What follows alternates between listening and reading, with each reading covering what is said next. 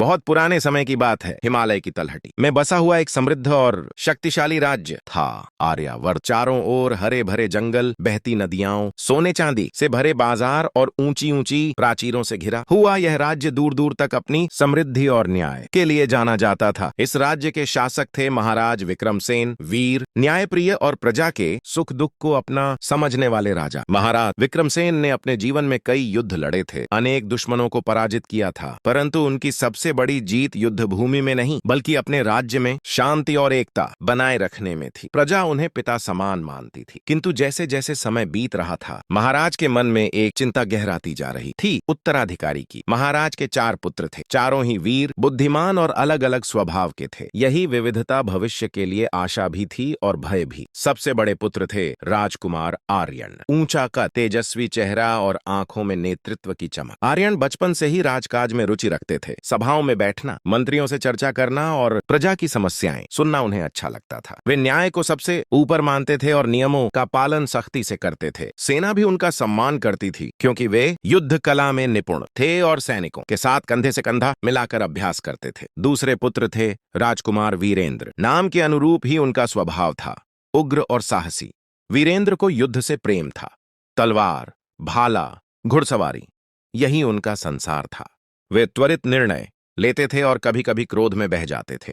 जहां आर्यन सोच समझकर कदम रखते थे, वहीं वीरेंद्र सीधे आक्रमण में विश्वास करते थे। सेना के युवा सैनिक उन्हें अपना आदर्श मानते थे, पर दरबार के मंत्री उनके स्वभाव से थोड़ा भयभीत रहते थे। तीसरे पुत्र थे राजकुमार देवांश। वे विद्या और ज्ञान के प्रतीक थे। शास्त्र, वेद, राजनीति, कूटनीति, सब में उनकी गहरी रुचि थी। देवांश घंटों राजगुरु के साथ बैठकर इतिहास और दर्शन पर चर्चा करते। उनका मानना था कि युद्ध अंतिम उपाय होना चाहिए और बुद्धि से बड़े बड़े संकट टाले जा सकते हैं। वे शांत स्वभाव के थे, पर उनकी आंखों में दूरदर्शिता की गहराई थी। सबसे छोटे थे राजकुमार, युवराज, चारों में सबसे अलग। युवराज को आम जनता के बीच रहना पसंद था। वे साधारण वेश में नगर की गलियों में घूमते, किसानों से बातें करते, कारीगरों की समस्याएं सुनते। संगीत और कला में उनकी विशेष रुचि थी। वे मानते थे कि राज्य की असली शक्ति उसकी प्रजा के दिलों में होती है। कई बार दरबार के नियमों को तोड़ने के कारण उन्हें डांट भी पड़ती, पर प्रजा उन्हें सबसे अधिक प्रेम करती थी। महाराज विक्रमसेन इन चारों पुत्रों को देखकर गर्व भी महसूस करते थे और चिंता भी। वे जानते थे कि सिंहासन केवल शक्ति से नहीं, संतुलन से चलता है। चारों में से कौन इस संतुलन को साध पाएगा, यही प्रश्न उन्हें रातों को जगाए रखता। एक दिन महाराज ने विशेष सभा बुलाई। पूरे दरबार में मंत्रियों, सेनापतियों और सामंतों की उपस्थिति थी। चारों राजकुमार भी अपने अपने स्थान पर खड़े थे। महाराज ने गंभीर स्वर में कहा, मेरे प्रिय राजकुमारों, आर्यावर्त का भविष्य तुम चारों के हाथों में है, परंतु राज्य को एक ही राजा चाहिए। ऐसा राजा जो शक्ति, बुद्धि, न्याय और करुणा चारों का संतुलन रख सके। दरबार में सन्नाटा छा गया। महाराज ने आगे कहा, मैं तुम्हारी परीक्षा लेना चाहता हूं। यह परीक्षा तलवार की नहीं, केवल बुद्धि की नहीं, बल्कि चरित्र और निर्णय की होगी। राजकुमारों ने एक दूसरे की ओर देखा। वीरेंद्र के चेहरे पर उत्साह था, आर्यन गंभीर थे, देवांश चिंतन में डूब गए और युवराज के मन में कई प्रश्न उठने लगे। महाराज ने घोषणा की, तुम चारों को अलग अलग मार्ग पर भेजा जाएगा। प्रत्येक को एक विशेष दायित्व सौंपा जाएगा।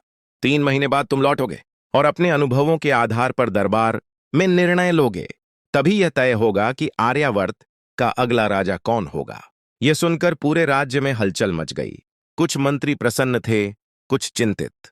चारों राजकुमारों के समर्थक अलग अलग थे और उनके बीच मौन प्रतिस्पर्धा पहले से ही शुरू हो चुकी थी।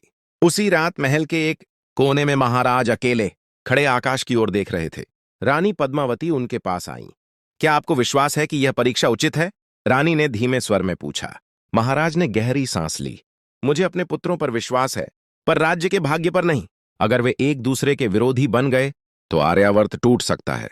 उधर महल के अलग अलग हिस्सों में चारों राजकुमार अपनी अपनी सोच में डूबे थे। आर्यन राज्य के नियमों और भविष्य की योजनाओं पर विचार कर रहे थे। वीरेंद्र तलवार को धार देते हुए किसी अज्ञात युद्ध की कल्पना कर रहे थे। देवांश शास्त्रों में लिखे राजधर्म के श्लोक दोहरा रहे थे और युवराज महल की खिड़की से नगर की रोशनी को देखते हुए सोच रहे थे, क्या एक राजा केवल सिंहासन से बनता है या लोगों के दिलों से। अगली सुबह चारों को उनके उनके मार्ग सौंप दिए गए।